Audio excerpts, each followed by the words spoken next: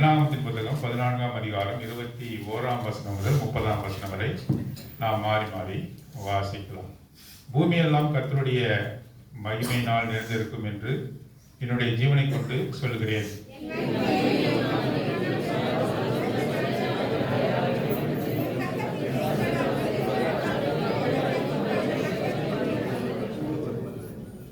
அவர்கள் பிதாவுக்கு நான் ஆணையிட்டு கொடுத்த தேசத்தை காண மாட்டார்கள்.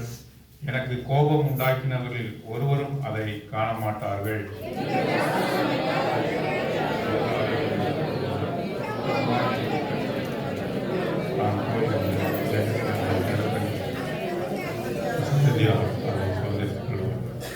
அமலேக்கியரும் கானானியரும் பள்ளத்தாக்கிலே குடியிருக்கிறவர்களால் நாளைக்கு நீங்கள் திரும்பி சிவந்த சமுத்திரத்துக்கு போகிற வழியாய் வனாந்தரத்துக்கு பிரயாணம் பண்ணுங்கள் என்றார். எனக்கு விரோதமாய் முறுமுறுக்கிற இந்த பொல்லாத சபையாரை எதுவரைக்கும் பொறுப்பேன்? இஸ்ரவேல் புத்திரர் எனக்கு விரோதமாய் முறுமுறுக்கிறதை கேட்டேன்.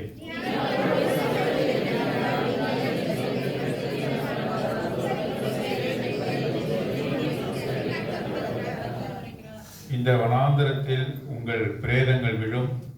உங்களில் 20 வயது முதல் அதற்கு மேற்பட்டவர்களாக எண்ணப்பட்ட உங்கள் தொகைக்கு உட்பட்டவர்களும் எனக்கு விரோதமாய் முறுமுறுக்கிறவர்களுமாகிய அனைவரின் பிரேதங்களும் விழும்.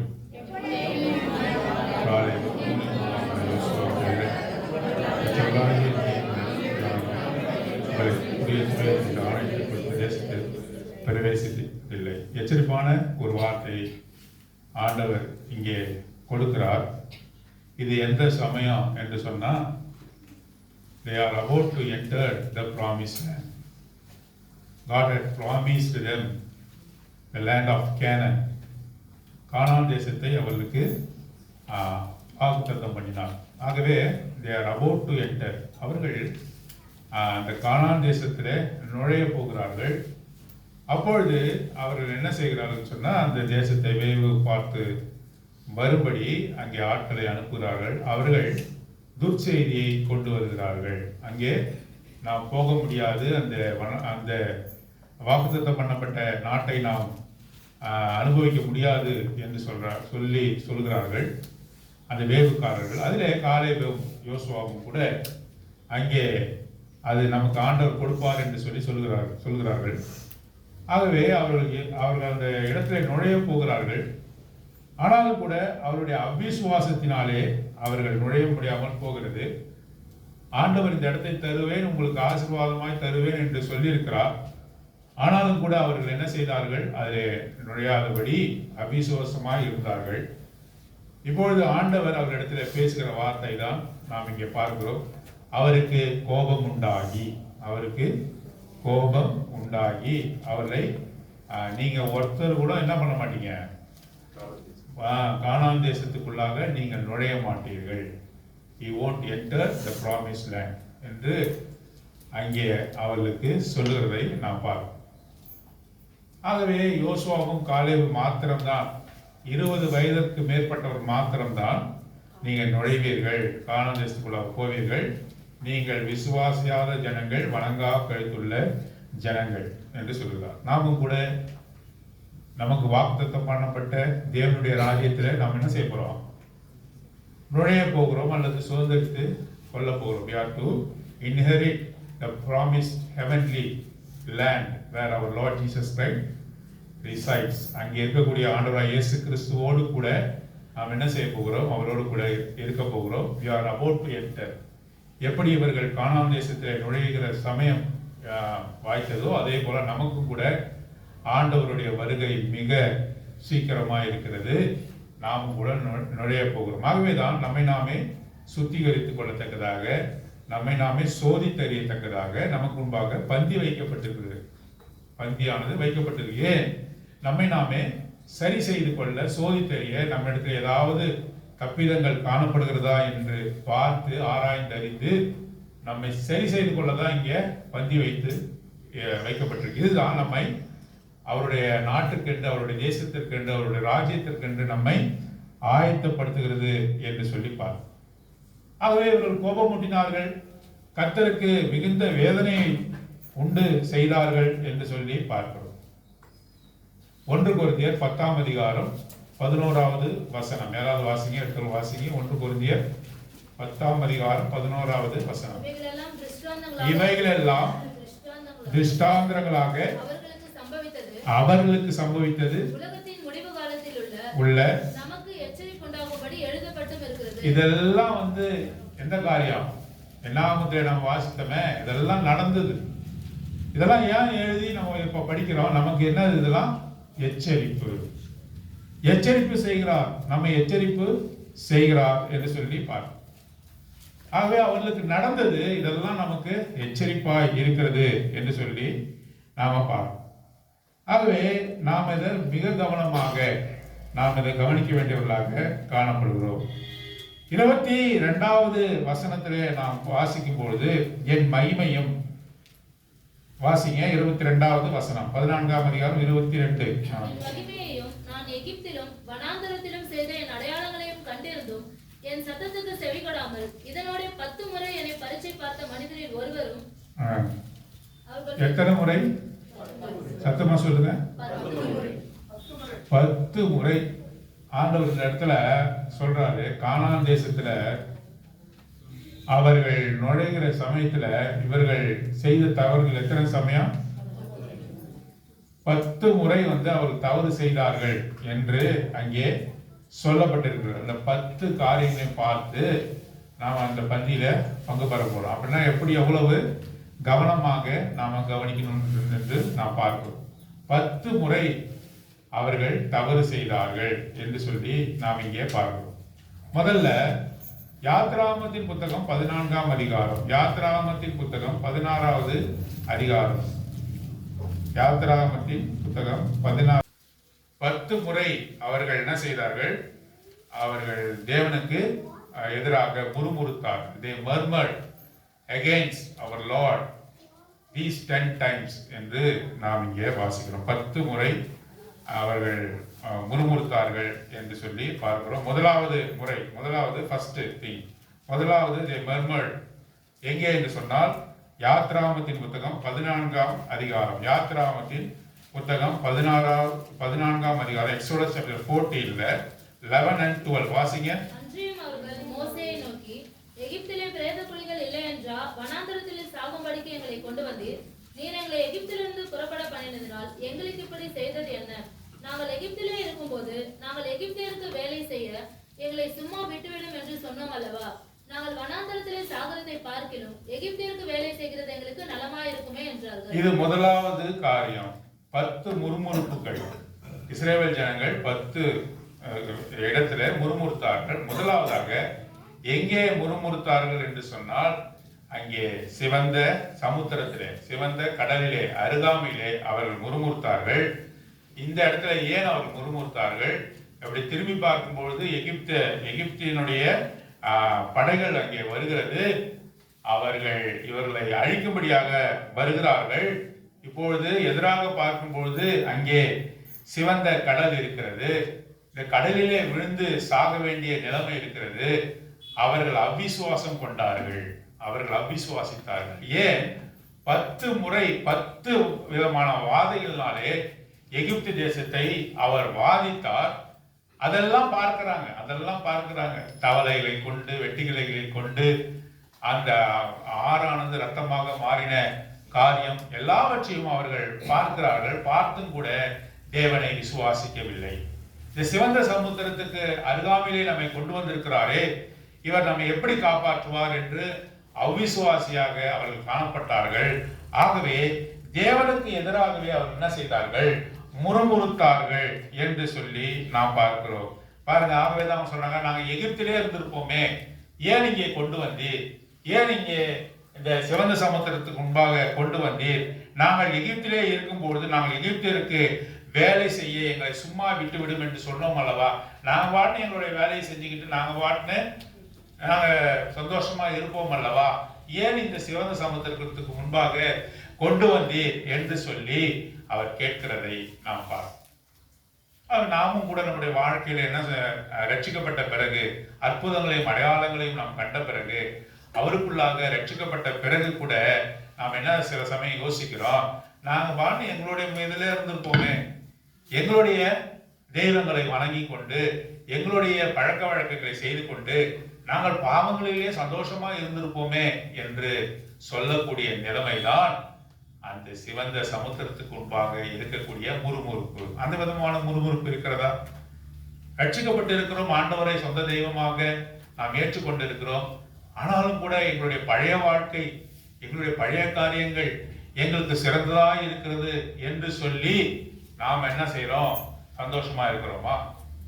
ஆண்டவருக்கு எதிராக இப்படிப்பட்ட ஒரு கம்ப்ளைண்ட், ஒரு பிராதை நாம் கொடுக்கிறோமா? எங்களை விட்டுவிடும் என்று சொன்னோம் அல்லவா? நாங்கள் வனாந்தரத்திலே சாகிறதை பார்க்கலாம் எகிப்திற்கு வேலை செய்கிறது நலமாயிரும். ஆகவே நம்பிக்கையற்றவர்களாக, விசுவாசமற்றவர்களாக இந்த தேவன் நம்மை காப்பாற்றுவார் என்ற விசுவாசமே இல்லாத அளவுக்கு அவர்கள் காணப்பட்டார். நாமும் கூட நம்ம விசுவாசத்தில் எப்படி இருக்கிறோம்? நம்மை ரட்சித்தார், நம்மை மீட்டு கொண்டார். ஒரு சிறிய பாடு வந்திருக்கிறது, நம்முடைய வாழ்க்கையில சிறிய கஷ்டம் வந்திருக்கிறது, ஆனாலும் கூட என்ன செய்கிறார்? நம்மை கைவிட்டது போல ஒரு நிலைமை இருந்தாலும் கூட நாம் அவர் எவ்வளவு தூரம் விசுவாசிக்கிறோம் என்று சொல்லி பார்ப்பதற்காக பிரிக்க முடியாத சிவந்த சமுத்திரத்துக்கு முன்பாக நம்ம கொண்டு வந்தாலும் கூட நம்முடைய விசுவாசம் எப்படி இருக்கிறது என்று சொல்லி அவர் கேட்கிறார். நாம் இதற்கு எப்படி பதில் சொல்ல போகிறோம் என்றது முதலாவது காரியம். அட் த ரெட் சீ அவர்கள் முறுமுறுத்தார்கள், சிவந்த சமுத்திரத்துக்கு முன்பாக முறுமுறுத்தார்கள், அவர்கள் விசுவாசமற்றவர்களாக காணப்பட்டார்கள் என்று சொல்லி நாம இங்க பார்க்கிறோம். பாருங்க, அற்புதமாக செய்தார். சிவந்த சமுத்திரத்தை இரண்டாக பிரித்து வட்டாந்தரையிலே இவர்கள் நடப்பதை போல அவர்களை வழிநடத்தி கொண்டு வந்தார். சிவந்த சமுத்திரத்திலே பார்வோனும் அவனுடைய குதிரை வீரரும் முழுங்கும்படியாக கடலை மூடினார் என்று சொல்லி நாம் பார்க்கிறோம். இப்பொழுது அவர்கள் எங்கே வந்திருக்கிறார்கள்? இரண்டாவது இடமாகிய ஒரு இடத்திற்கு அவர்கள் வருகிறார்கள். 15ஆம் அதிகாரம், யாத்ராகமத்தின் புத்தகம் 15ஆம் அதிகாரம் 22வது வசனம் வாசிங்க. மோசே இஸ்ரவேல் ஜனங்களை சிவந்த சமுத்திரத்துக்கு பிரயாணப்படுத்தினார். அவர்கள் சூர் வனாந்தரத்துக்கு புறப்பட்டு போய் 3 நாள் வனாந்தரத்தில் தண்ணீர் கிடையாமல் நடந்தார்கள். இப்பொழுது சிவந்த சமுத்திரத்தை பிரித்து அவர்களை வழிநடத்தினார். அவர்கள் 3 நாட்கள் நடந்து கொண்டிருக்கிறார்கள். எங்கே நடக்கிறார்கள்? அங்கே சூர் வனாந்தரம், வில்டர்னஸ் ஆஃப் ஷோர் என்று 2வது ஸ்தலம். சூர் வனாந்தரத்திலே அவர் நடக்கிறார்கள். தண்ணீர் தாகமாய் நடக்கிறார்கள். ஆகவே அவர்களுக்கு தண்ணீர் ஒரு இடத்துல கிடைக்கிறது. மாரா என்ற இடத்துல, சூர் வனாந்தரத்திலே மாரா என்ற இடத்துல தண்ணீரை குடிக்க அவர்கள் முயலும் பொழுது அது கசப்பாய் இருந்தது என்று சொல்லி நாம் பார்க்கிறோம். 24ஆம் வசனத்துல, அப்பொழுது ஜனங்கள் மோசேக்கு விரோதமாய் முறுமுறுத்து எண்ணத்தை குடிப்போம் என்றால், இது 2வது முறுமுறுப்பு. 10 வகையில என்ன என்ன பண்ணீங்க? எனக்கு துன்பத்தை உண்டு பண்ணினீர்கள் என்று என்னாகமத்தின் புத்தகம் 16வது அதிகாரத்துல நம்ம வாசித்தோம். 10 முறை என்னை பரிசித்து பார்த்தீர்கள், 10 முறை என்னிடத்துல முறுமுறுத்தீர்கள் என்று சொல்கிறார். முதலாவது அங்கே சிவந்த சமுத்திரத்தின் அண்டையிலே நாங்கள் இதிலிருந்து தப்பிப்போம் என்று சொல்லி முறுமுறுத்தார்கள். இரண்டாவதாக சூர் வனாந்தரத்திலே மாரா என்ற இடத்துல தண்ணீர் கசப்பா இருந்தபடியால் அப்பொழுது ஜனங்கள் யாருக்கு? மோசேக்கு விரோதமாய் முறுமுறுத்தார்கள். மறுமறை முறுமுறுக்கிறது ஆண்டவருக்கு பிடிக்க பாருங்க, முறுமுறுக்கிறது பிடிக்காது. முதல்ல கிரம்பிளிங், முதல்ல என்ன வரும்? கிரம்பிள்னா மனசுக்குள்ளவே என்ன பண்ணுவோம்?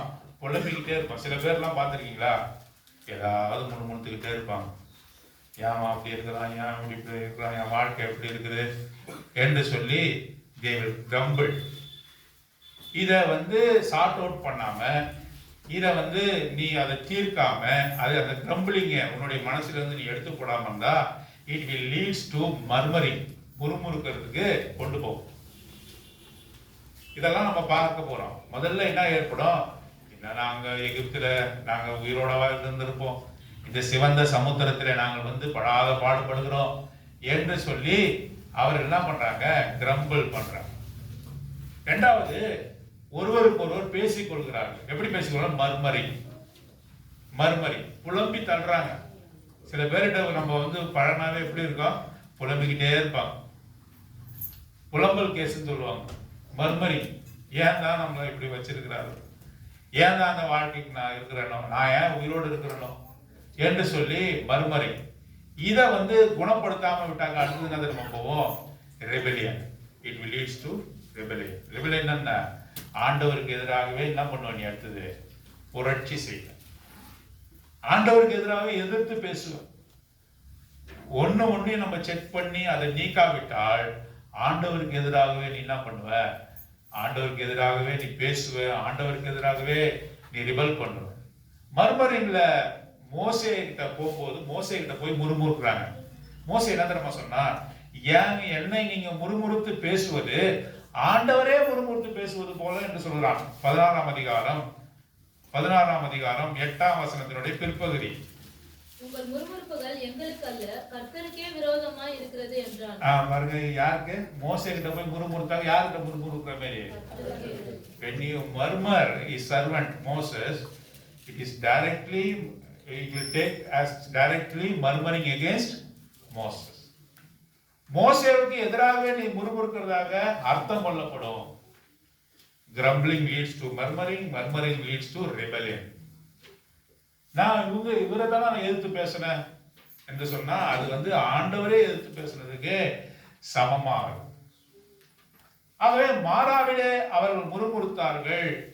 தண்ணீர் கசப்பா இருக்கிறதே, நாங்கள் சாக வேண்டுமா என்று சொல்லி அவர்கள் முறுமுறுக்கிறார்கள். அவர்கள் கர்த்தருடைய தாசனாகிய மோசேக்கு எதிராகவே அவர் முறுமுறுத்தார்கள். அதிசயங்களையும் அற்புதங்களையும் பார்த்த ஜனங்கள் அங்கே முறுமுறுக்கிறார்கள். அந்த முறுமுறுப்பை கேட்டார். அவர்களை உடனடியா தண்டிக்கல. அவர்களை என்ன செய்யல? உடனடியா தண்டிக்கல. அந்த சிவந்த சமுத்திரத்துக்கு முன்பாக முறுமுறுத்தார்கள், தண்டிக்கல. அதுதான் ஆரம்ப கட்ட விசுவாசம். ஆரம்ப கட்டத்துல ரட்சிக்கப்பட்டு ஞானஸ்தானம் எடுத்து ஒருத்தர் வராரு, வந்துட்ட பிறகு முறுமுறுக்கிறாருனாக்கா ஆண்டவர் உடனே தண்டிப்பதில்லை. ஒரு சிறு குழந்தைய போய் யாராவது தண்டிப்பாங்களா? அதே தவிர ஒரு பெரியவன், ஒரு காலேஜில் படிக்கிறவர் அல்ல திருமணமானவன் செய்தா என்ன பண்ணுவாங்க? ஏன் உனக்கு அறிவில்லையான்னு கேட்க மாட்டாங்க, கண்டிக்க மாட்டாங்க. ஒரு சிறு குழந்தை அந்த தவறை செய்தா என்ன செய்வாங்க? அதை மன்னித்து இனிமே செய்யாதுன்னு சொல்லுவாங்க. பெரியவனாக மாறின பிறகு, எல்லாத்தையும் அறிந்த பிறகு தவறு செய்யும் போது தண்டனை உண்டு. அதுவே சிவந்த சமுத்திரத்தில் அவர்கள் அடையாளங்களும் அற்புதங்களையும் பார்த்தாலும் கூட உடனடியாக அவர்கள் தண்டிக்கப்படவில்லை. மாறாவிலே, அதாவது நாங்கள் நம்ம வாசிக்கும் பொழுது சூர் வனாந்தரத்திலே மாறா என்ற இடத்திலே அவர்கள் முறுமுறுத்த பொழுதும் ஆண்டவர் தண்டிக்கல. அவருடைய முறுமுறுப்பை கேட்டு என்ன செய்தாரு? ஆண்டவர் வருத்தப்பட்டாலும் அவர்களுக்கு தண்ணீரை தந்தார் என்று சொல்லி. ஏலிமுக்கு வந்தார்கள், அங்கே 12 நீரூற்றுகளும் 70 பேரிச்சை மரங்களும் இருந்தது என்று சொல்லி பார்க்கிறோம். ஆக தேவனுக்கு எதிராக முறுமுறுக்க கூடாது. தேவனுக்கு எதிராக முறுமுறுத்து மற்றவர்களோடு கூட பேசக்கூடாது. ஏன் எனது வாழ்க்கை இப்படி இருக்கிறது என்று சொல்லி நாம் முறுமுறுக்க கூடாது என்று சொல்லி பார்க்கிறோம். மூன்றாவது கட்டம், 10 வகையான இடத்துல என்ன செய்றீங்க? நீங்க பரிசித்து பார்த்தீர்கள், எனக்கு எதிராக முறுமுறுத்தீர்கள் என்று சொன்னாரு. மூன்றாவது இடம் என்று சொல்லி பார்க்கும்போது 16ஆவது அதிகாரம் 1ஆம் வசனத்துல நம்ம வாசிக்கிறோம், சீன் வனாந்தரத்தில் சேர்ந்தார்கள். அடுத்த இடம் என்ன? சீனாய் வனாந்தரம் இல்ல, சீன் வனாந்தரம். அது the wilderness of sin என்று போடப்பட்டிருக்கு. சீனாய் வனாந்தரம் வேற, சின் வனாந்தரம் வேற.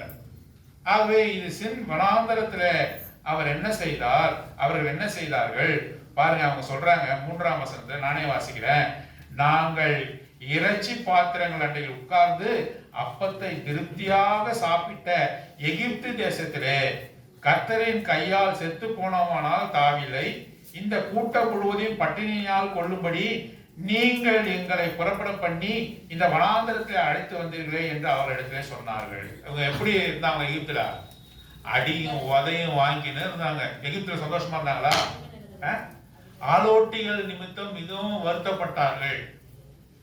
எகிப்திலே அவர்களுக்கு சரியான உணவு அங்கே இல்லை. எகிப்திலே அவர்கள் கஷ்டப்பட்டார்கள். ஆனா மோசேக்கு எதிராக முறுமுறுக்கும் போது என்ன தெரியுமா சொன்னாங்க? நல்லா பிரியாணி குண்டாக்கு பக்கத்துல காலை நீட்டி போட்டுக்கிட்டு நாங்க என்ன செஞ்சோம்? சாப்பிட்டோம். அவங்க எப்படி சொல்றாங்க பாருங்க, பொய்.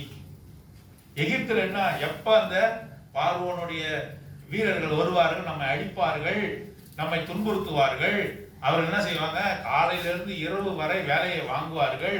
அடிமையை போல எகிப்திலே வேலை செய்ததெல்லாம் மறந்துட்டு இங்க என்ன தெரியுமா சொன்னாங்க? இறைச்சி பாத்திரங்களை உட்கார்ந்து அப்பத்தை திருப்தியாய் சாப்பிட்டு மகிழ்ந்த ஜனங்களை போல கதை விடுறாங்க. கர்த்தர் இடத்துல போய் சொல்றாங்க, நாங்க சந்தோஷமா இருந்தோமே எகிப்துல, எங்களை கூட்டிட்டு வந்து எங்களை அழைத்து கொண்டு வந்து இந்த சீன் வனாந்தரத்துல எங்களை என்ன பண்றீங்க? தொந்தரவு பண்றீங்களே, கஷ்டப்படுத்துறீங்களே என்று சொல்லி கர்த்தருக்கு எதிராக பொய் சொல்லுகிற இடம்தான் இந்த சின் வனாந்தரம் என்று சொல்லி நாம் பார்க்கிறோம். பாருங்க, அவர்கள் அதை கேட்டு ஆண்டவர் என்ன செய்தாரு? மன்னாவை கட்டளையிடுகிறார். மன்னா, வனாந்தரத்திலே மன்னாவை கட்டளையிடுகிறார். அது எது? வானவர்கள் சாப்பிடக்கூடிய, இங்க பாருங்க, என்ன பாருங்க, வானவர்கள் சாப்பிடக்கூடிய உணவு எது? மன்னா. அது எங்க வந்தது? பூமியில இருந்து வந்ததா? வானத்திலிருந்து பனியை போல் இறங்கி பூமியை நினைத்தது என்று சொல்லி பாருங்க. செடி கொடிகள் எல்லாம் மேலெல்லாம் என்ன இருக்கும்? மன்னா இருக்கும், கொத்தமல்லி அளவிலே இருக்கும். அது தேனை போல ருசி உள்ளது என்று சொல்லி பார்க்கிறோம். கவனிங்க, அதை எடுத்துக்கொண்டு வந்து அவங்க என்ன செய்யணும்? ஒரு ஓமர் என்ற அளவின்படி எடுத்துக்கொண்டு வந்து, ஒரு மனிதனுக்கு ஒரு ஓமர் என்ற அளவின்படி எடுத்துக்கொண்டு வந்து அதை என்ன செய்யலாம்? அதை பிசைஞ்சு சாப்பிடலாம், அதை ரொட்டியா சுடலாம், அடையா தட்டலாம். உனக்கு என்ன தோணுதோ அதன்படி செய்து அந்த மன்னாவை நீங்க சாப்பிடலாம் என்று சொல்றாங்க. இன்னைக்கு சேகரிச்ச மன்னா என்ன செய்யணும்? சத்தமா சொல்லுங்க, இன்னைக்கே சாப்பிடணும். ஆனால் 6ஆம் நாள் சேகரிக்கும் பொழுது எப்படி சேகரிக்கணும்? ரெண்டு ஓமர் சேகரிக்கணும். ஏன்? 7ஆம் நாள் மன்னா வராது. ஆகவே இந்த மன்னாவை கொடுத்து அவர் என்ன செய்யறாரு? அவர் டெஸ்ட் பண்றார்.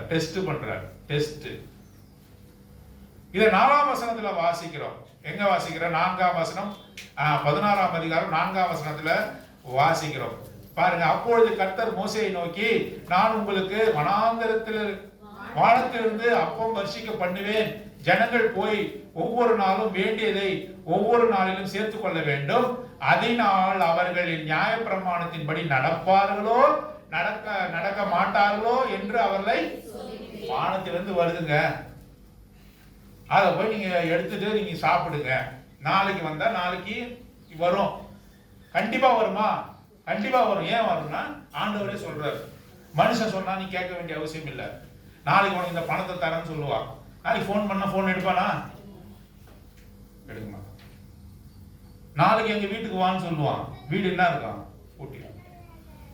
மனுஷன் சொன்னா ஒன்றையுமே நிறைவேற்ற மாட்டான். நிறைவேற்றாம போலாம். ஆனா ஆண்டவர் சொல்றாரு, உனக்கு தினந்தோறும் காலையிலே மன்னா பொழின்னாக்கா என்ன செய்யும்? கண்டிப்பா 100% ஷூர். அதுல போய் என்ன டெஸ்ட் வைக்கிறாங்க? அதுலயும் டெஸ்ட் வைப்பேன்னு சொன்னார். எப்படி? நீ உனக்கு போதுமான அளவைத்தான் சேர்க்கணும் என்று சொன்னார். அவர்கள் என்ன செய்தார்கள் என்று சொன்னால், அங்க பாருங்க, 19வது வசனம்.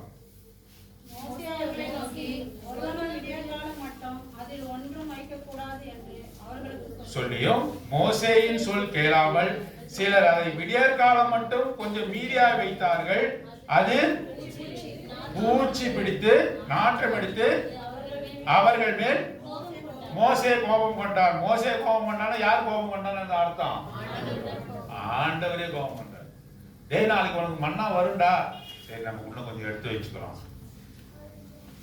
நாளைக்கு உனக்கு மன்னா பொழியும். ஆண்டவர் சொல்றாரு, உனக்கு நாளைக்கு நம்ம வேண்டியதே நான் உனக்கு கொடுப்பேன்னாக்கா இன்னைக்கு என்ன பண்ற? நீ சேகரித்து வச்சு நாளைக்கு ஆண்டவர் சொல்ல மன்னா பெய்யாமல் போய்விட்டுதான் ஆண்டவர் சொன்னாரு. இருந்தாலும் எனக்கு ஒரு சந்தேகம். அதனால என்ன பண்ண, 2 ஓமராக 2 பானையில நான் சேகரித்து வைத்துக் கொள்வேன் என்று சொல்லி யாராவது அப்படி செஞ்சாங்கனாக்கா அது என்ன செய்ய? அந்த மன்னா உழுப்புத்தது மாத்திரமல்ல, மோசேவுக்கு என்ன பண்ணாங்க? இவ்வளவு மட்டமான ஜனங்களா? நம்ம கொலோக்கியல் வார்த்தை சொன்னா இவ்வளவு மட்டமான ஜனங்களா? ஆண்டவர் சொல்றார் மன்னா பெய்ன்னு, போதுமானதை தருவேன் என்று சொல்றாரு. ஆனாலும் கூட இவர் என்ன பண்றாங்க? அலைச்சல் உள்ளவர்களாக அவர் என்ன பண்றாங்க? போய் சேகரிக்க தொடங்குகிறார்கள் என்று சொல்லி நாம் பார்க்கிறோம். இன்னொரு காரியத்தை சொல்றாரு, 6ஆம் நாளிலே நீங்க எத்தனை பங்கு சேர்க்கணும்? ஒருவரும் 2 பங்கு. 7ஆம் நாளிலே வராதுன்னு சொல்லிட்டார். 7ஆம் நாளிலே நீங்க போனால்தான் அங்க கிடைக்காது. ஆனாலும் சில பேர் போனாங்களா? பாருங்க, எங்க வாசிக்கிறேன், 27ஆம் வசனம். 7ஆம் நாளில் ஜனங்களில் சிலர் அதை சேர்க்க புறப்பட்டார்கள், அவர்கள் அதை காணவில்லை. 28ஆம் வசனம். அப்பொழுது கர்த்தர் மோசேயை நோக்கி, என் கட்டளைகளையும் என் பிரமாணங்களையும் கைக்கொள்ள எந்த மட்டும் மனதில்லாதிருப்பார். பாருங்க, 6ஆம் தேதி 2 தடவை சேகரிச்சுக்கணும். 7ஆம் தேதி என்ன பண்றாங்க ஜனங்க? போய் சிலர் போய் என்ன பண்றாங்க? அது மண்ணா கிடைக்குமான்னு பாத்துக்கலாம். எவ்வளவு நாள் தான் நீங்க இப்படி இருப்பீங்க? சொல்ற பேச்சு கேட்க மாட்டீங்களா? சொல்றோம்ல, பிள்ளைகளை பார்த்து சொல்றோம்ல, சொல்றது கேட்கவே மாட்டீங்களா? சொல்றது கேட்க மாட்டீங்களா? அதிகமா சேர்த்துக்காதீங்கன்னு சொன்னா சேர்த்து வச்சுக்கிறான். உனக்கு இருக்கிற காரியமே போதும் போதும் என்ற மனதுடனே கூடிய தேவ பக்தி எங்க வருது? 1 தீமோத்தேயு 6ஆம் அதிகாரம் 6ஆம் வசனம். 1 தீமோத்தேயு chapter 6 verse 6ல என்ன வாசிக்கிறோம்? godliness with contentment is great gain என்று வாசிக்கிறோம். போதும் என்ற மனதுடனே கூடிய தேவ பக்தி மிகுந்த சாதாரண ஆதாயம். போதும் என்ற மனம். நம்முடைய வாழ்க்கை சிறக்காத காரணம்னா போதும் என்ற மனமே இல்லை. இன்னும் கொஞ்சம் இன்னும் கொஞ்சம் இன்னும் கொஞ்சம் இன்னும் கொஞ்சம் சேர்த்து கொண்டே இருப்பேன் என்று சொன்னா உன்னுடைய வாழ்க்கையினுடைய காரியம் என்னது? குறைந்து கொண்டே போகுது. உன்னுடைய ஆயுசு நாட்கள், உன்னுடைய சந்தோஷமான நாட்கள், கர்த்தருக்கு நீ செய்ய வேண்டிய ஊழியங்கள் எல்லாமே என்ன பண்ணுது? அது குறைந்து கொண்டே போகும். போதும் என்ற மனம் வரணும். போதும் என்ற மனம் வரணும். மனுஷனுக்கு போதும் என்ற மனம் எதுலையுமே வராது. ஒரு 10 பவுன் எடுத்துன்னு போய் கொடுங்க, இன்னைக்கு வாங்கி சந்தோஷமா வச்சு நாளைக்கு என்ன பண்ணுவாங்க? நாளைக்கும் ஒரு பணத்தை எடுத்துன்னு வருவாங்க, பொண்ணு எடுத்துன்னு வருவாங்க, நகை எடுத்துன்னு வருவாங்க. ஒரு 10,000 என் பிரதர் எனக்கு ஒரு 10,000 கொடுக்கலன்னு கேட்கிறோம். சரின்னு கொடுத்தாரு, தப்புன்னு கொடுத்துட்டாரு. ஒரு 15,000 கேட்டுக்கலாமா? ஒரு 20,000 கேட்டுக்கலாமா? எது போதும் என்ற மனசு இல்லை மனுஷனுக்கு. எதை கொடுத்தாலும் என்னது? ஒரு புதுசா ஒரு வீட்டை கட்டிட்டோம், போதுமா? நல்லா வேற ஒன்று நான் கூட யோசிக்கிறேன், வேற ஒரு வீடு கூட இதை விட்டுட்டு வாங்கிடலாம் அப்படின்னு யோசிக்கிறேன். போதும் என்ற மனுஷனுக்கு எதுவுமே. ஒருத்தர் சொன்னார், திருமணத்துல ஏன் சாப்பாடு போடுறாங்க? மனுஷன் சாப்பிட்டாதான் போதும்னு சொல்லுவான். எவ்வளவுதான் கழுத்து வரையும் ஒருத்தர் சாப்பிட முடியுமா? ஒரு கட்டம் வந்த பிறகு என்ன பண்ண? எவ்வளவுதான் உணவு வச்சாலும் உன்னால தான் பண்ண முடியாது, சாப்பிடவே முடியாது. ஏன் திருமணத்துல சாப்பாடு போடுறான்னு சொன்னா போதும், நிறைவு என்ன நீ சொல்லணும். பொண்ணு மாப்பிள்ளை பார்க்கும்போது உனக்கு பொறாம வந்தாலும், அவங்க போட்டிருக்க ட்ரெஸ்ஸை பார்த்து உனக்கு பொறாம வந்தாலும், நகை நட்டுகளை பார்த்து பொறாம வந்தாலும், திருமணம் ஆகுது அதே வயசுல இருக்கிற எனக்கு திருமணம் ஆகவே என்று சொல்லி உனக்கு பொறாம வந்தாலும், சாப்பிடும் போது உனக்கு என்னது? அது போதுங்க. எவ்வளவுதான் நீ சாப்பிடுற? போதும் போதும் என்று சொல்றாங்க. எந்த இடத்துல வரும்னா சாப்பிடும் போது தான் வருமா. மனுஷனுக்கு போதும் என்ற மனதே கிடையாது. ஆனால் போதும் என்ற மனதுடனே கூடிய தேவ பக்தி தான் என்னது? அது நஷ்டம் போட்டிருக்கா? மிகுந்த போதும் போதும் என்ற அளவுக்கு கொடுக்கிற தேவன். அதையும் மீறி இவர் என்ன செய்தார்கள்?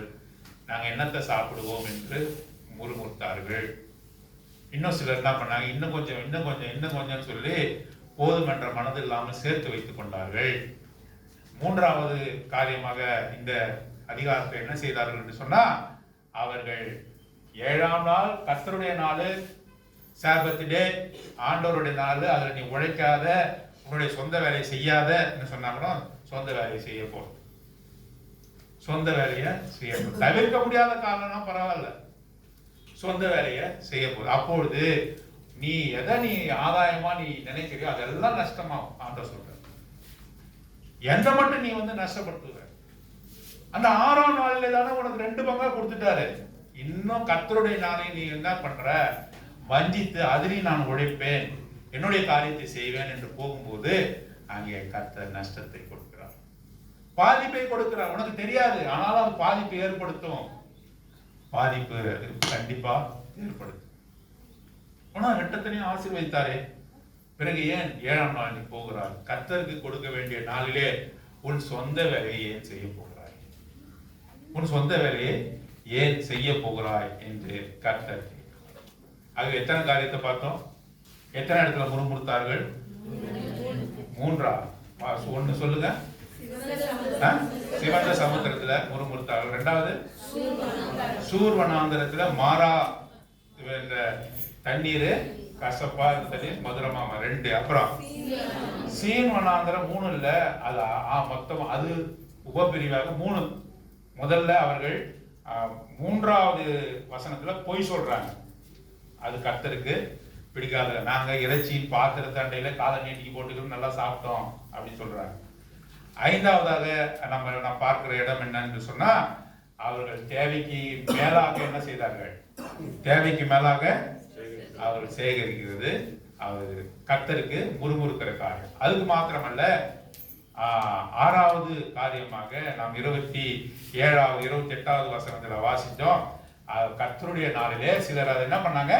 சேகரிக்க புறப்பட்டார்கள். இதெல்லாம் எங்க நடந்தது? சின் வனாந்தரத்துல அங்கே நடந்தது என்று சொல்லி நாம் பார்க்கிறோம். ரெவிதீமிலே என்ன நடந்தது?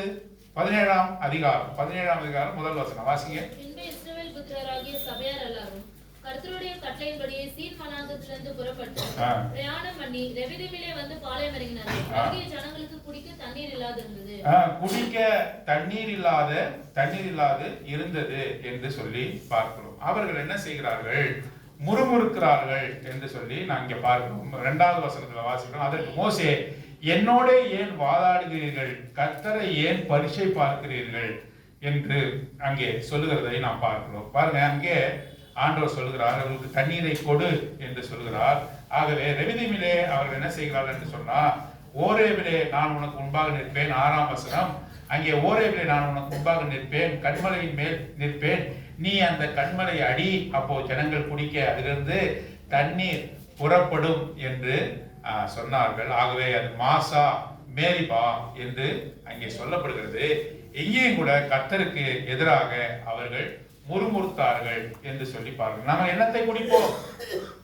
அவர் என்ன சொல்றாங்க? நாங்கள் என்னத்தை குடிப்போம். 2வது வசனம்.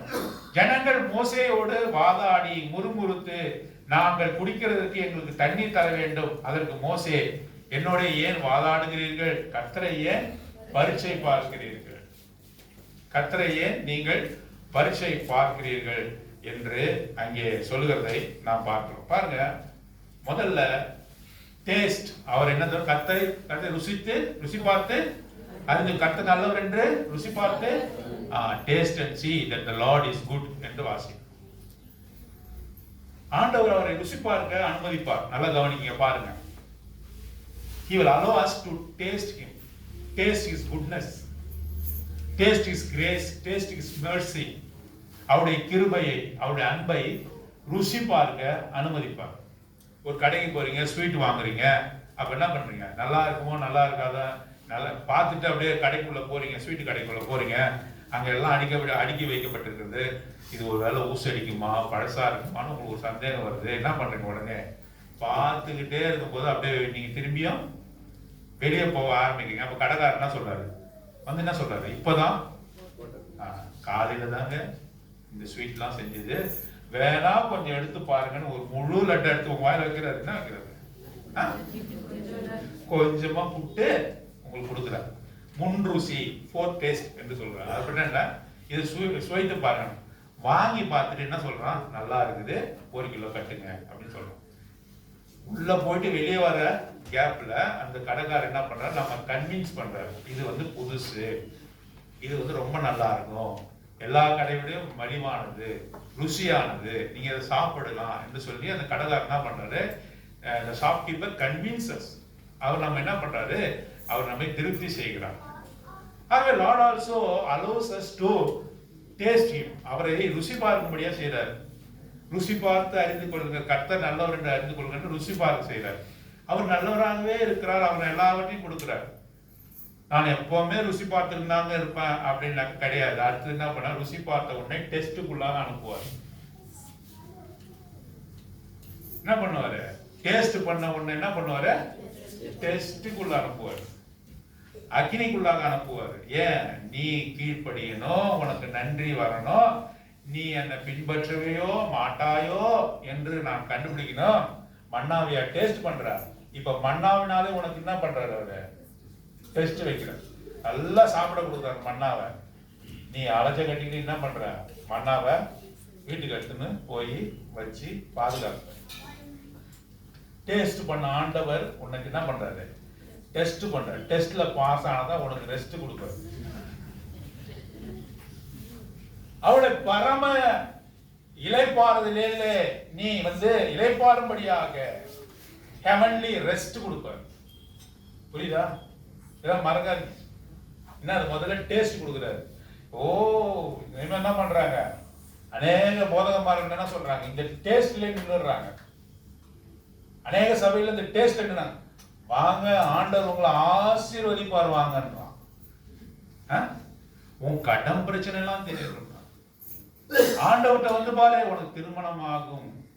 ஆண்டவர்கிட்ட பாரு, சொத்து பத்துக்களை வாங்குவார். ஒருத்தவங்க சொன்னாங்க, ஒரு சின்ன ஒரு ஊழிய குடும்பத்துல இருந்து ஒரு பொண்ணு சொல்லுது, ஒருத்தவங்க ரொம்ப மன கஷ்டமா இருந்தாங்க. எப்படிப்பட்ட கஷ்டம்னாக்கா, அவங்களுக்கு பண கஷ்டம் ரொம்ப அதிகமா இருந்தது. ஒரு இடம் வித்தா அதை அந்த கஷ்டம் தீர்ந்துடும் என்று இருக்கும் பொழுது, இந்த மினிஸ்ட்ரிக்கு ஒரு இடத்த கட்டி கொடுத்தா எனக்கு உனக்கு அந்த கடன் பிரச்சனை தீரும் அப்படின்னு அவங்க சொன்னதை வச்சு அந்த இடத்தையே வித்துட்டு அந்த மினிஸ்ட்ரி அந்த ஊழியத்துக்கு கொடுத்துட்டாங்க. அப்ப அவங்க என்ன சொல்றாங்க? பாருங்கள், அவங்களுடைய சொத்தை வித்து எடுத்து கொண்டு என்ன கொடுத்தார்கள், மினிஸ்ட்ரிக்கு ஊழியத்துக்கு கொடுத்தாங்க. இப்ப அவங்க சந்தோஷமா இருக்கு. அவங்களுடைய சாட்சியை கேளுங்க. இது ஒரு சாட்சியா?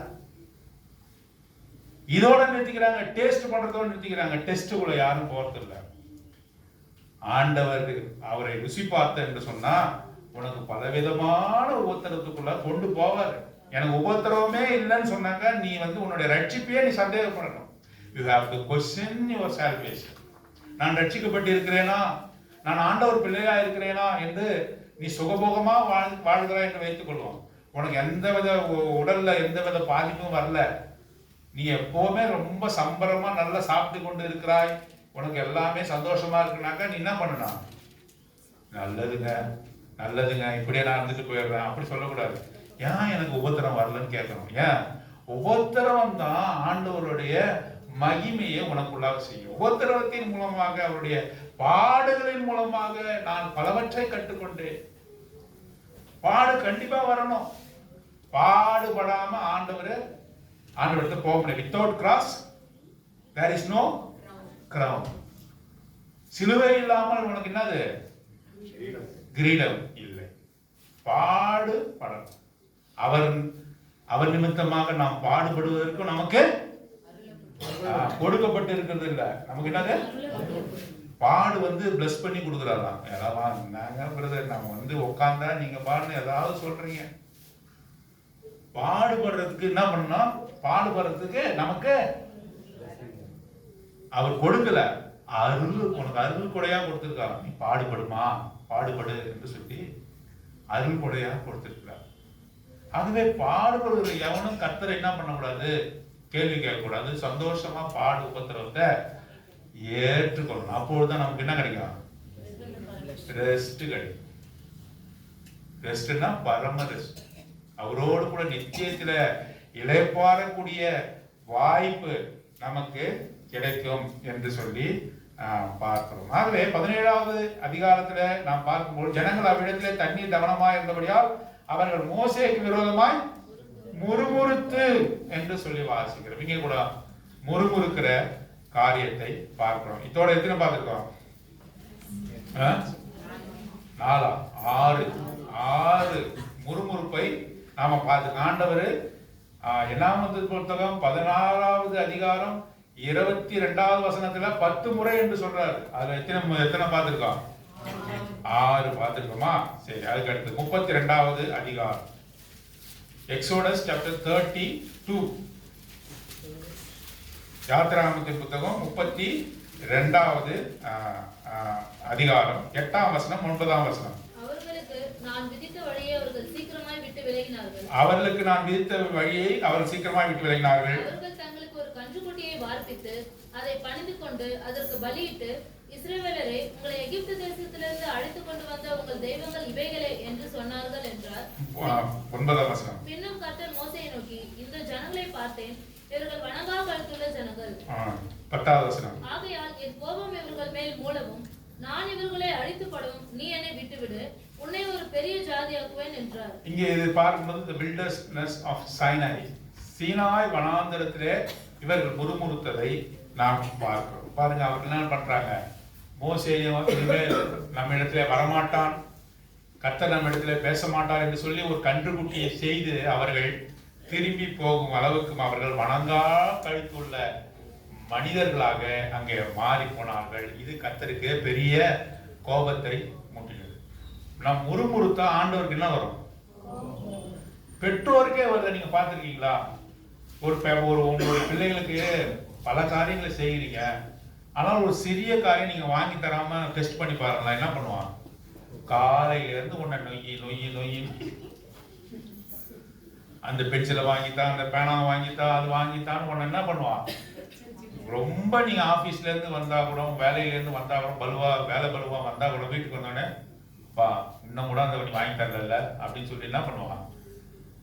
அவனுக்காக எவ்வளவு, அவர்களுக்காக, உன் பிள்ளைகளுக்காக எவ்வளவு நீ செய்திருப்பான். ஆனாலும் கூட ஒரு அற்பமான காரியத்திற்காக என்ன பண்ணிட்டு இருப்பான்? உன்னுடைய பீஸ் ஆஃப் மைண்ட், உன்னுடைய சமாதானத்தை அவன் அவர்கள் குலைத்து போடும் அளவுக்கும் அவர்கள் நம்மை செய்வார். இதெல்லாம் பழைய காரியத்தை நம்முடைய பெற்றோர் இவ்வளவு செய்தார்களே, நமக்காக இவர்கள் இவ்வளவு பாடுபடுகிறார்களே, நமக்காக நமக்கு எல்லா விதமான சவரட்சணையும் செய்கிறார்களே, நம்மளை பாதுகாக்கிறார்களே, மற்றவர்களுக்கு கிடைக்காதெல்லாம் நமக்கு வாங்கி கொடுக்குறாங்க, அதெல்லாம் நினைக்க மாட்டான். சின்னதா ஒண்ணு வாங்கி கொடுக்கலன்னா என்ன பண்ணுவாங்க? நம்ம சுத்தி சுத்தி என்ன சொல்றது, டார்ச்சர். உங்களோட டார்ச்சர். அந்த மாதிரி சிறிய காரியத்துல கூட என்ன பண்றாங்க, கர்த்தரை என்ன பண்றாங்க, அவர் முறுமுறுக்கிற ஜனங்களாக இருக்கிறார்.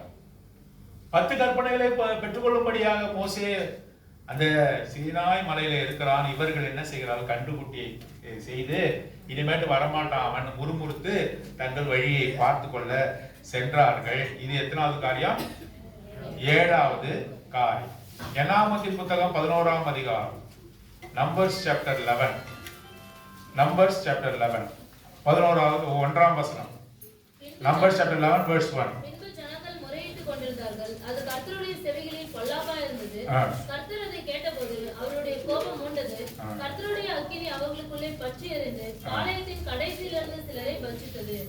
இது இந்த இடத்துக்கு பேரு தபேரா என்ற இடம். அது எங்க வாசிக்கிறோம்? 3வது வசனத்துல வாசிக்கிறோம். கர்த்தருடைய அக்கினி அவருக்குள்ளே பற்றி எறிந்ததினால் அவ்விடத்துக்கு தபேரா என்று பெயரிட்டார். இது எங்க? தபேரா என்ற இடத்துல அவர் என்ன பண்ணாங்க? அவர்கள் ஜனங்கள் முறையிட்டுக் கொண்டிருந்தார்கள், முறுமுறுத்து கொண்டிருந்தார்கள். ஆகையால் கர்த்தருக்கு என்ன செஞ்சது? கோபம். எப்பெல்லாம் எனக்கு நல்லா கவனிச்சிங்களா? எப்பெல்லாம் முறுமுறுக்கிறார்கள் ஜனங்க, அப்பெல்லாம் ஆண்டவர் ரொம்ப சந்தோஷமா இருக்காரா? கோபம். முதல் 2 இடத்துல அவர் கோபம் உண்டார் என்று சொல்லப்படவில்லை. எங்க? சிவந்த சமுத்திரத்திலையும் சூர்வனாந்தரத்திலையும் அவர் கோபம் வந்ததாக சொல்லல. ஏன் சொல்லலனாக்கா, அப்பதான் அவங்க என்னது, அவரை ஏற்றுக்கொண்டு அவர்கள் வழி நடக்கிறார்கள், சிறு பிள்ளைகளாக இருக்கிறார்கள். ஆனாலும் கூட அதிசயங்களை பார்த்தார்கள். ஆனாலும் கூட அவருடைய தப்பிதங்களை மன்னிச்சார். அதற்கப்புறம் வர்ற எல்லா இடத்திலையும் பார்க்கும்பொழுது கர்த்தருடைய கோபம் மூண்டது. மோசே கோபமாக அங்கே இருந்தான் என்று சொல்லி நாம் பார்க்கிறோம். வளர வளர என்ன செய்வாரு? ஆண்டவர் உன் இடத்துல இருந்து அதிகமான கனிகளை எதிர்பார்க்கிறார். நீ பொறுமையோடு இருக்க வேண்டும், நீ தாழ்மையா இருக்க வேண்டும், சில பாடுகளிலே நீ பொறுத்து கொள்ள வேண்டும், முறுமுறுக்க கூடாது. வீடுகள்ல அநேக பாடுகள் வரும்பொழுது நீ என்ன செய்யக்கூடாது? முறுமுறுக்க கூடாது, புலம்ப கூடாது, முறுமுறுக்க கூடாது. கடைசியா நீ கர்த்தருக்கு எதிராக என்ன சொல்லிடுவ? கர்த்தருக்கு கண் இல்ல. மற்ற ஜனங்களை போல என்ன சொல்லுவ? இந்த தெய்வத்துக்கு கண் இல்ல, காது இல்ல, ஏன்னா இப்படி புலம்ப விட்டுருச்சு என்று சொல்லி கர்த்தருக்கு எதிராகவே என்ன செஞ்சிருவ? நீ ரிபலியன், அங்கே முரட்டாட்டம் செய்கிறவனாக நீ மாறிவிடுவாய். அப்படிப்பட்ட இடத்திற்கு போகக்கூடாது என்று இங்கே பார்க்கிறோம். தபேரா என்ற இடத்துல கர்த்தருடைய கோபம் உண்டு. அதனால அங்க இருக்கிற ஜனங்களை என்ன செஞ்சது? அக்கினி பட்சித்தது என்று அங்கே பார்க்கிறோம். அது எந்த விதமான காரியத்திற்காக அவர் முறையிட்டார்கள் என்று அங்கே சொல்லப்படவில்லை. ஆனாலும் கூட அவர்கள் முறுமுறுத்துக் கொண்டே இருந்திருக்கிறார்கள் என்று சொல்லி தபேரா என்ற இடத்துல நம்ம பார்க்கிறோம். பாருங்க, பின்பு 4ஆம் வசனம் வாசிங்க. பின்பு அவர்களுக்குள் இருந்த பல ஜாதியான அந்நிய ஜனங்கள் மிகுந்த இச்சையுள்ளவர்களானார்கள். இஸ்ரவேல் புத்திரரும் திரும்ப அழுது, நமக்கு இறைச்சியை புசிக்க கொடுப்பவர் யார்? இவங்களுக்கு இஸ்ரவேல் ஜனங்களை குறித்து பார்த்தா என்ன தெரியுமா? பாதுகாப்பு, சுகவாசி, சாப்பாடு, தண்ணி. இந்த ஜனங்களுடைய நோக்கம் சரீர பிரகாரமான நோக்கம். இது சாதாரணமாவே ஆண்டவர் என்ன செய்வாரு? தேவையை பூர்த்தி செய்வார். அவங்க எல்லாம் நோக்கம் என்னன்னா, எங்களை யாரும் வந்து டிஸ்டர்ப் பண்ணக்கூடாது, நாங்க கம்ஃபர்ட் ஜோன்ல இருக்கணும். கம்ஃபர்ட் ஜோன் என்ன? நாங்கள் பாதுகாப்பா இருக்கணும், சௌக்கியமா இருக்கணும், பாதுகாப்பா இருக்கணும். எனக்கு இங்க எந்த சோதனையும் வரக்கூடாது. எங்களுக்கு சாப்பாடு வேணும், தண்ணி வேணும், இறைச்சி வேணும், நாங்க பாதுகாப்பா இருக்கணும். பிரதர், இஸ்ரவேல் ஜனங்க தான் நாங்க அப்படி இருந்தாங்க, நாங்களும் அப்படி இல்லை நீங்க சொல்றீங்களா? எனக்கு ஒன்றும் தெரியலையே. அநேகர் நம்ம எதுக்கு சபைக்கு வரோம்? என்ன பண்ணலாம்? எனக்கு பாதுகாப்பா நான் இருக்கும். என் குடும்பத்துல யோப போல என்ன செய்யணும்? ஆண்டவர் வேலி எடுத்து யோபு என்ன ஆண்டவர் என்ன செய்தார்? யோபோட வாழ்க்கைய, யோபோட குடும்பத்தை என்ன செய்தாரு? வேலி எடுத்து பாதுகாத்தார். அதோட போதும் பிரதர். அதுக்கப்புறம் வேலியை அவர் தூக்குனார்ல, அது வாழலாம். அந்த என்ன பண்ணாரு? வேலியை கொஞ்ச நாள் கழிச்சு தூக்கி அவனையும் சோதனைக்குள்ளாக கொண்டு சென்றான். உத்தமனும் சன்மார்க்கனும் தேவனுக்கு பயந்தவனும் நீதியை செய்கிறவனும் பாவத்தை விலகுறமான யோபு என்று சொல்றான். அவனுக்கு எந்த எது வந்தது? எல்லாவித நன்மையும் யோபு ருசித்தான். He tasted the goodness of God. அதே சமயம் இரண்டாவது அவனுக்கு என்ன வந்தது? டெஸ்ட் வந்தது. ஆனால் தான் அவன் ரெஸ்ட்டுக்குள்ள போனான். கடைசியா அதிகாரத்தில் பார்த்தான். புரியுதுங்களா? ஆகவே என் உபத்திரம் வந்து கண்டிப்பா வரும். உபத்திரம் வராது, நோய் வராது. நீ ஆண்டவர்கிட்ட எப்பொழுதும் உங்கள் துக்கம் சந்தோஷமா மாறும். எங்க மாறும்? அடிக்கடி அவர் சொல்றாங்க, எங்க மாறும்? அதனாலதான் துக்கம் சந்தோஷமா மாறுதான்னு எல்லாம் வராங்க. இயேசு உன்னை நேசிக்கிறார், இயேசு உன்னை நேசிக்கிறார், இங்க வா, இங்க வா, இங்க வான்னு சொல்லி உனக்கு சுகம் கொடுக்குறார். வயிற்று வலியா அவன் தலையில கை வச்சுன்னா வயிற்று வலி போன மாதிரி வீட்டுக்கு போனோன்னு கடுமையான வயிற்று வலி இருந்து ஹாஸ்பிட்டல் போனாக்கா இயேசு ஏற்றுக்கணும் மாட்டானா? மாட்டான், ஒரு நாள் மாட்டான். அப்ப அந்த போதகர் எப்பயுமே தலையில கை வச்சிருக்க முடியுமா? முடியாது. இந்த விதமான ஆண்டவர் செய்யறார் தான். இது அற்பமான காரியம். தண்ணியும் சாப்பாடு கொடுக்கறது அவருக்கு என்னது? சாதாரண காரியம். காட்டு புஷ்பங்களுக்கு உடுத்தி வைக்கிற தேவன் உனக்கு என்னது? உடுத்தி வைக்க மாட்டாரா? காட்டு புஷ்பங்களுக்கு அவர் தான் வந்து ட்ரெஸ் கொடுக்குறாரு. உடுத்தி வைக்கிறத உனக்கு கொடுக்க மாட்டாரா? உன்னை போஷிக்க மாட்டாரா? உன்னை வழிநடத்த மாட்டாரா? உன்னை காப்பாற்ற மாட்டாரா? ஏன் அவருக்கு எதிராக புலம்பி தள்ளுகிறாய், முறுமுறுக்கிறாய், அவருக்கு எதிராக முரட்டாட்டம் பண்ணுகிறாய்? ஏன் செய்கிறாய்?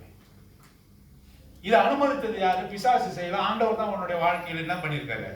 இதெல்லாம் பிசாசு கொண்டு வரான். ஆண்டவர் என்ன செய்ய மாட்டாரு? அப்படி கிடையாது. ஆண்டவர் தான் கொடுக்குறாரு. விரம்பெடுத்து 2 சாத்துறாரு. ஆண்டவர் தான் சாத்துறாரு. இதெல்லாம் பிசாசுங்க. ஐயோ எனக்கு உத்தரவு கொடுத்த பிசாசு இல்ல, ஆண்டவர் அனுமதிக்க. ஏன்? நீ அவரை உத்தமமாய் பின்பற்றுவாயா மாட்டாயா? காலையில வசந்த கடை integrity. will you follow in your integrity? அருமையான வார்த்தை. அவரை உத்தமமாய் பின்பற்றுவாய். ஆபிரகாம் அவரை உத்தமமாய் பின்பற்றினான். பல்வேறு விதமான சோதனைகள் வேதனைகள்ல Abraham followed him in integrity. அவனை யாருமே குலைச்சி போட முடியாது. அவன் விசுவாசத்தை குலைக்க முடியாது. அவனுடைய விசுவாசமானது அது உறுதியானது. கங்காரு குட்டி வந்து கங்காரை பற்றி கொண்டு இருப்பது போல, குரங்கு குட்டி குரங்கை பற்றி கொண்டு இருப்பது போல. இதெல்லாம் உங்களுக்கு பரிச்சயமான எக்ஸாம்பிள்ஸ். அவனுடைய எந்த விதமான காரியத்தை நீ சொன்னாலும் ஆண்டவர் மீது இருக்க விசுவாசம் ஒரு நாள் இவர்களிருந்து போகாது.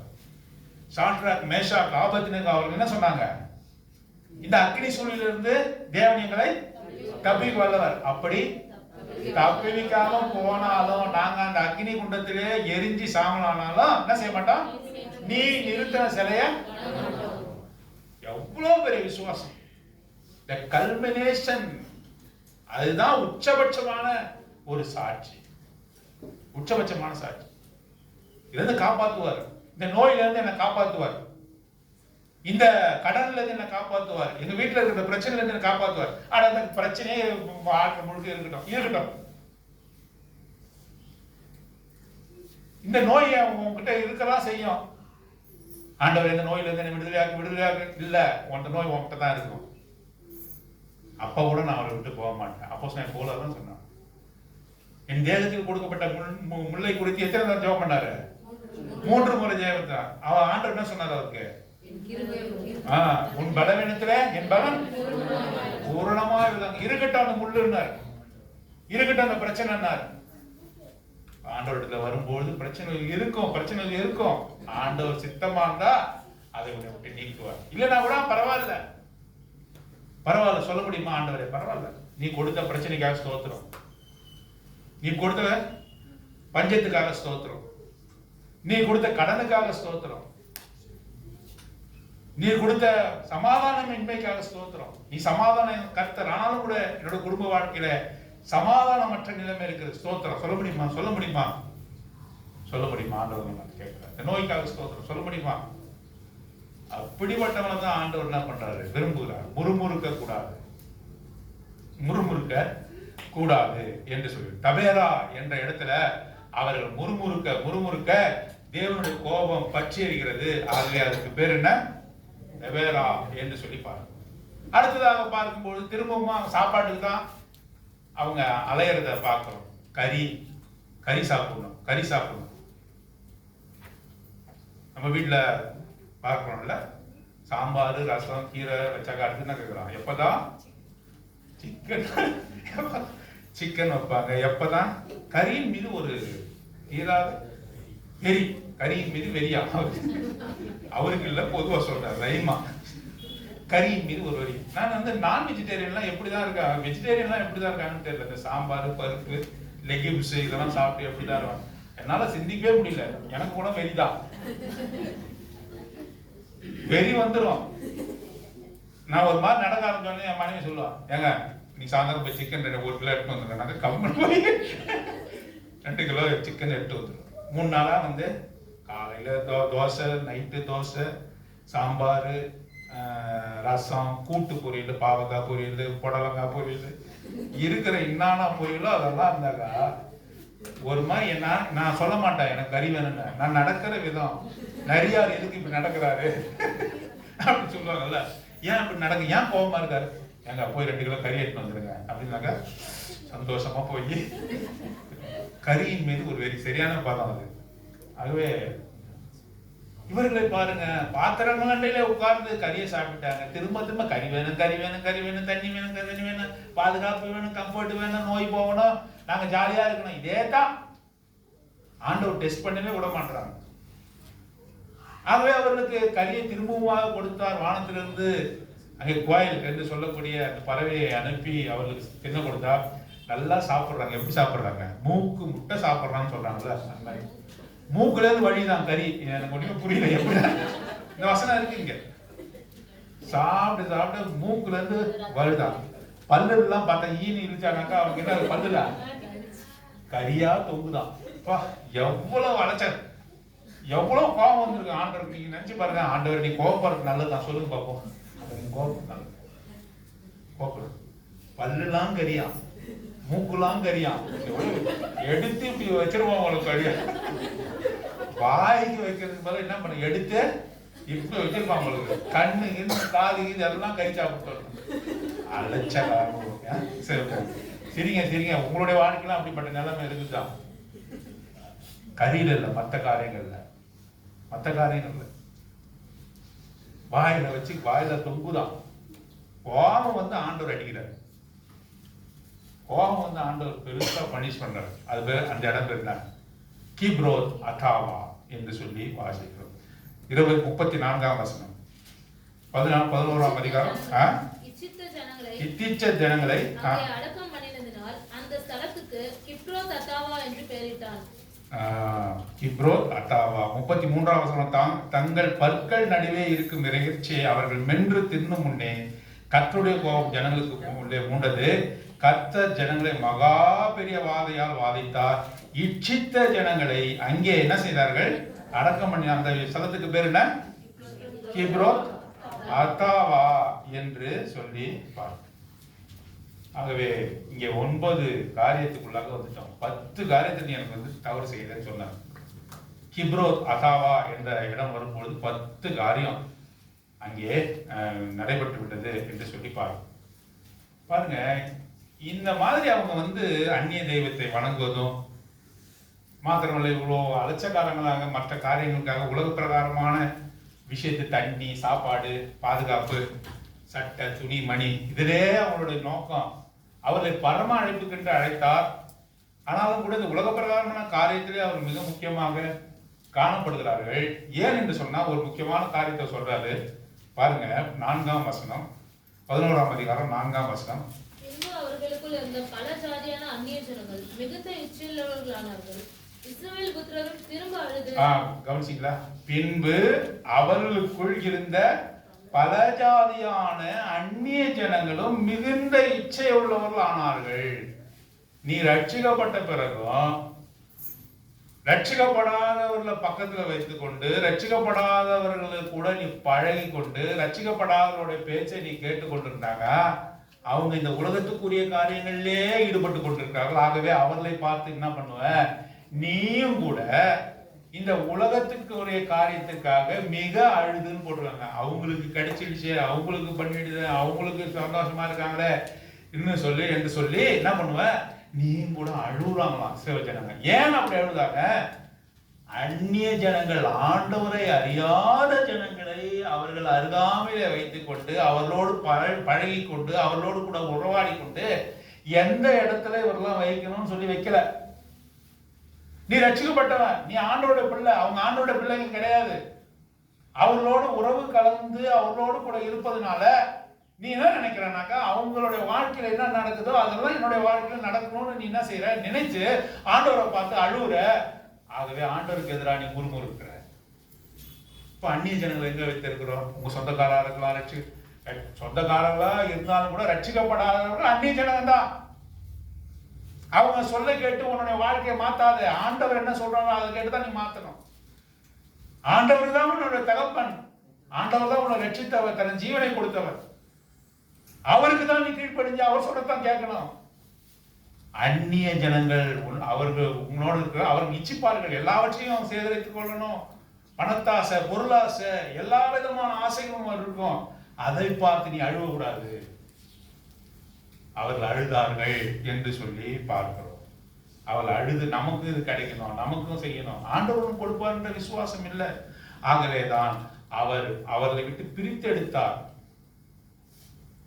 மற்ற ஜனங்களை, மற்ற ஜாதியாரை விட்டு நான் உங்களை பிரித்தெடுத்தேன் என்று ஏன் சொல்லுகிறார்? அவர்களோடு கூட நீ பேசலாம், அவர்களோடு கூட பழகலாம். ஆனா அவர்கள் உன்னை மேற்கொள்ளும்படியாக, அவர்கள் உன்னை வழிநடத்தும்படியாக நீ என்ன செய்யக்கூடாது? ஒரு நாளும் அதை நீ அலோ பண்ணக்கூடாது. இதெல்லாம் கிப்ரோத் அத்தாவா என்ற பகுதியில நாம கற்றுக்கொள்கிற பாடமா இருக்கிறது. கடைசியாகத்தான் 14ஆம் அதிகாரத்துக்கு வருகிறோம். 14 நம்பர்ஸ் 14 1ஆம் வசனம். அப்பொழுது சபையார் எல்லாரும் கூக்குரலிட்டு புலம்பினார்கள். ஜனங்கள் அன்று ரா முழுவதும் அழுது கொண்டிருந்தார்கள். இஸ்ரவேல் புத்திரர் 2ஆம் வசனம். இஸ்ரவேல் புத்திரர் எல்லாரும் மோசேக்கும் ஆரோனுக்கும் விரோதமாக முறுமுறுத்தார்கள். சபையார் எல்லாரும் அவர்களை நோக்கி, எகிப்து தேசத்திலே செத்து போனவனால் நலமாயிருக்கும், இந்த வனாந்தரத்திலே நாங்கள் செத்தாலும் நலம். பாருங்க, இங்க கதேஷ் பர்னியா கடைசி ஸ்டாப். இந்த கதேஷ் பர்னியா இதுக்கப்புறம் அவர்கள் தங்கள் வாக்குத்தத்தம் பண்ணப்பட்ட கானான் தேசத்துக்குள்ளாக போக இருக்கிறார்கள். இந்த போவதற்கு முன்பாக அனுப்பின வேவுக்காரர்கள் என்ன பண்றாங்க? துர்ச்செய்தியை கொண்டு வந்தார்கள். அவர்களை ஆண்டவர் அடித்தார். ஆகவே ஜனங்கள் மனம் அடித்து, இனிமே எங்களுக்கு வேணாங்க, கிட்ட வந்துட்டு பரலோகத்தினுடைய வாசற்படியில் அண்டில வந்துட்டு எனக்கு வேண்டாம் என்று சொல்கிற மக்கள். நான் இந்த பரலோகத்தை நுழைய விரும்பல.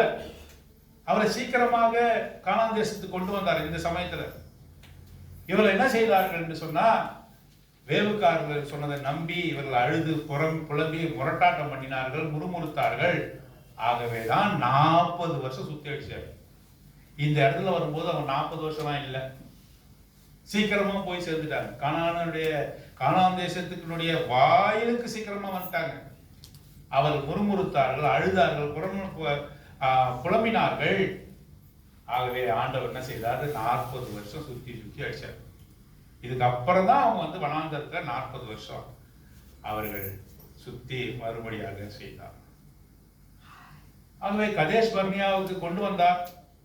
அங்கே முறுமுறுத்தார்கள், அழுதார்கள், தேவனுக்கு விரோதமாக அவர் செய்தார்கள். இதெல்லாம் நமக்கு பாடமா இருக்கிறது என்று சொல்லி பாருங்கள். ஆகவே 10 காரியங்களை நாம் பார்த்தோம். சொல்லாமா பிரதர் எங்களுக்கு பசிக்குது, நீங்களா சொல்லலாமான்றீங்க அப்படின்னு சொல்லிட்டா மாறி சொல்லலாமா? சரி. முதல்ல சிவந்த சமுத்திரம்.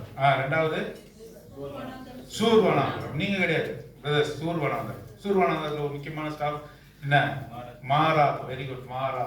அப்புறம் சீன்வனாந்தரம். சீன்வனாந்தரத்துல 3 காரியங்கள். முதல்ல என்ன சொன்னாங்க பிரதர்? சொல்லுங்க. பொய் சொன்னார்கள். இரண்டாவது தேவைக்கு அதிகமாக மன்னாவை சேர்த்தார்கள். மூன்றாவது ஓய்வு நாளை கை கொள்ளாமல் அந்த நாளை ஓய்வு என்ன பண்ண உணவை தேடி போனார்கள். மொத்தம் எத்தனை ஆச்சு? 5 ஆயிடுச்சு. இப்போ நீங்க சொல்லுங்க. ரெவிதீம்ல என்ன நடந்தது? தண்ணீர் தவணமாய் இருந்தார்கள் என்று சொல்லி நாம் பார்க்கலாம். ஆகவே அங்கே ஒரே கண்மலையை பிளந்து தண்ணீரை அவர் கொடுத்தார் என்று சொல்லி பார்க்கிறோம். 7வது சீனாய் வனாந்தரத்துல கன்றுக்குட்டியை அவள் செய்து திரும்பவுமாக போய்விடுவோம் என்று நினைத்தார்கள், முறுமுறுத்தார்கள் என்று சொல்லி பார்க்கிறோம். அப்புறம் தபேரா என்ன பார்க்கிறோம்? கர்த்தருடைய கோபம் அக்கினியை போல பட்சித்து எரிந்தது என்று சொல்லி பார்க்கிறோம். அதுக்கு அடுத்தது இறைச்சில கிப்ரோத் ஹத்தாவா. இந்த மாதிரி என்ன நம்மளாம் அட்வான்ஸ் சபை இறைச்சி இதெல்லாம் சொல்லக்கூடாது. நம்ம என்ன சொல்லலாம்? கிப்ரோத் ஹத்தாவா. அந்த இடத்துல என்ன நடந்தது? வாயில பல்லுல அதெல்லாம் நீங்க நினைச்சுக்கணும். இதுக்கு முக்கியமான காரணம் யாரு? முக்கியமான காரியம் என்ன? அத அந்நிய ஜனங்களை அவங்க நீ சொல்றதெல்லாம் கேட்கணும்னு நினைச்சனாக்கா அவளை அடிச்சிருவார். அடுத்தது காதேஷ் பர்னியால என்ன நடந்தது? அவர்கள் சுதந்திரிக்க வேண்டிய தளத்துக்கு போகாமல் என்ன பண்ணாங்க? நாங்க திரும்பியே போறோம் என்று சொல்லி அழுது புலம்பினார்கள் என்று சொல்லி வாசிக்கிறோம். ஒரே வசனத்தை வாசிச்சு முடிச்சிடலாமா? ஒரே வசனத்தை வாசிச்சு முடிச்சிடலாம். இங்க பாருங்க.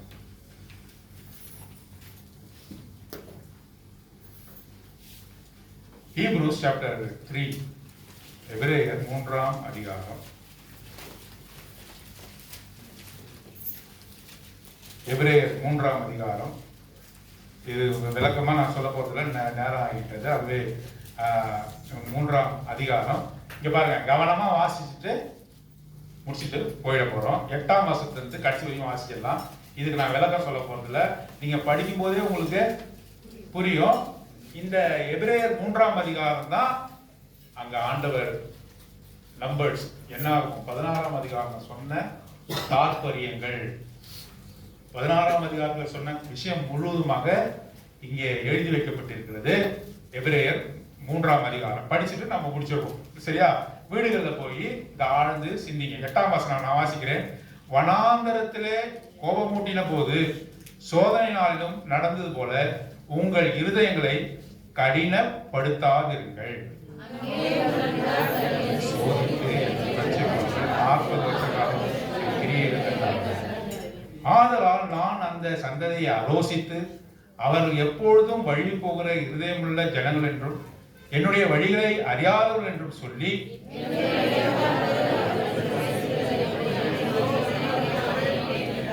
சகோதரரே, ஜீவனுள்ள தேவனை விட்டு விலகுவதற்கு ஏதுவான அவிசுவாசமுள்ள பொல்லாத இருதயம் உங்களில் ஒருவருக்குள்ளும் இராதபடிக்கு நீங்கள் எச்சரிக்கையா இருங்கள்.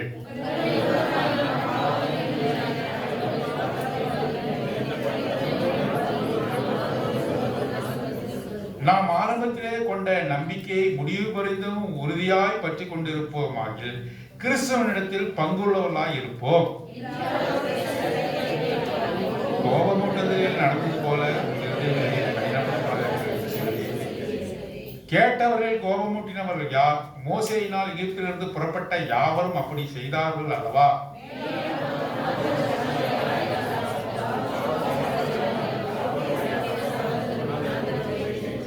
பின்னும் என்னுடைய இளைப்பாறுதலில் பிரவேசிப்பதில்லை என்று அவர் யாரை குறித்து ஆணையிட்டார்?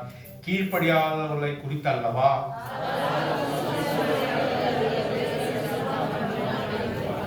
இந்த எச்சரிப்பான செய்தியை, இந்த வசனத்தை தேவன் ஆசீர்வதிப்பார்.